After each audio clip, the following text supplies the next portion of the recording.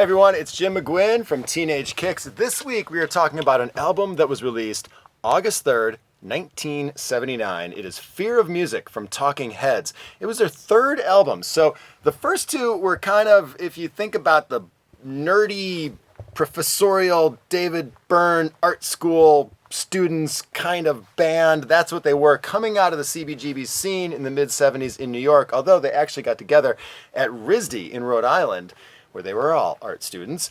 And they were working with Brian Eno on the second record, and they kept working with Brian Eno going into their third album, but they were a little stumped on what to do sonically. They wanted to expand their boundaries past where they were from their original sound.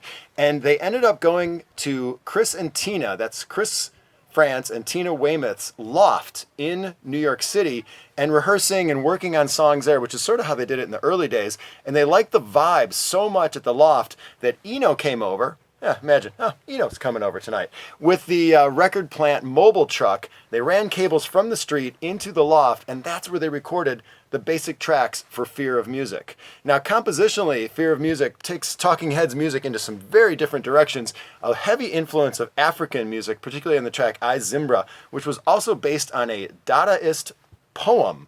I think I got that right.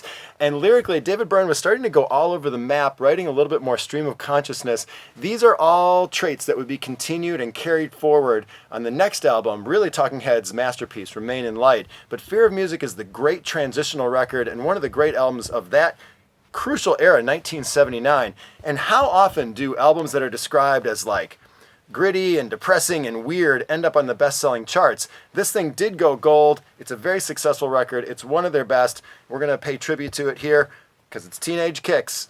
It's Talking Heads, Fear of Music. This is one of the great lyrical songs of the late 1970s, and it really plays out like a short story.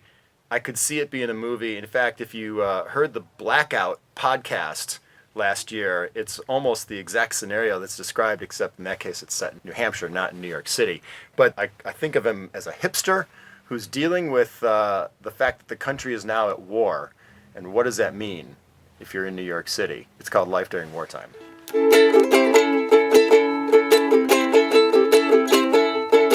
Heard about Houston, heard about Detroit, heard about Pittsburgh, PA. You ought to know not to stand by the window. Somebody see you up there. I got some groceries, some peanut butter to last a couple of days.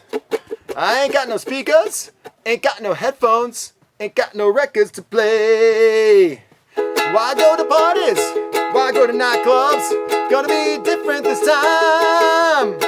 Ain't got no mug club, no CBGBs. I ain't got time for that now. This is Life During Wartime, Talking Heads, one of the great new wave songs of the late 70s here for Teenage Kicks.